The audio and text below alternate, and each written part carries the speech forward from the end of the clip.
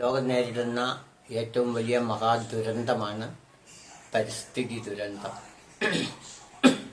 മനുഷ്യൻ്റെ ഇടപെടൽ കാരണം പ്രകൃതിയുടെ താളം തെറ്റി, പ്രകൃതി ക്ഷോഭിച്ച്, പ്രകൃതിയുടെ തിരിച്ചടി എന്നുള്ള ദുരന്ത ഫലങ്ങളാണ് കാലാവസ്ഥാ വ്യതിയാനവും ആഗോളതാപനവും ഓസോൺ പാളിയുടെ ശോഷണവും.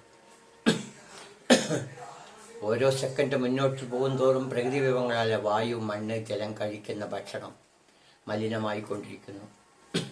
ആവാസ വ്യവസ്ഥ തകർന്നുകൊണ്ടിരിക്കുന്നു.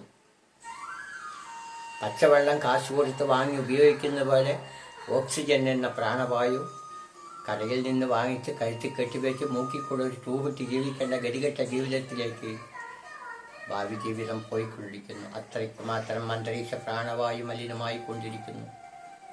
താപനില ഉയർന്നുകൊണ്ടിരിക്കുന്നു. ഭൂമിക്ക് ജലം കിട്ടുന്നില്ല. താപനില ഉയർന്ന് ലക്ഷക്കണക്കിന് കിലോമീറ്റർ ദൂരമുള്ള മഞ്ഞുമലകൾ ഉരുകി ഭൂമിയെ എടുക്കാനാണ് പോകുന്നത്. ഭൂമി ഇല്ലാതാകാൻ പോകുന്നു. ഭൂമിയെ കാണാൻ കഴിയില്ല നമുക്ക്. ഭൂമി കടൽ വിഴുങ്ങാൻ പോകുന്നു.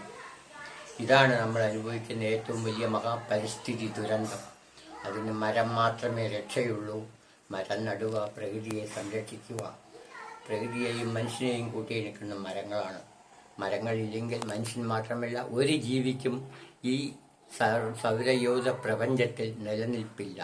ഓരോരുത്തരും ഒരു മരമെങ്കിലും നട്ട് പ്രകൃതിയെ സംരക്ഷിക്കുക.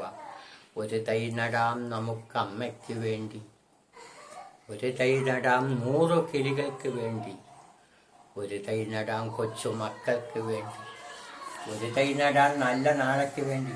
ഇത് സുഗതകുമാരി അമ്മ ടീച്ചറുടെ വരികളാണ്. ഞാനൊരു കിളിയെ വളർത്തി, കിളി വലുതായപ്പോൾ പറന്നുപോയി.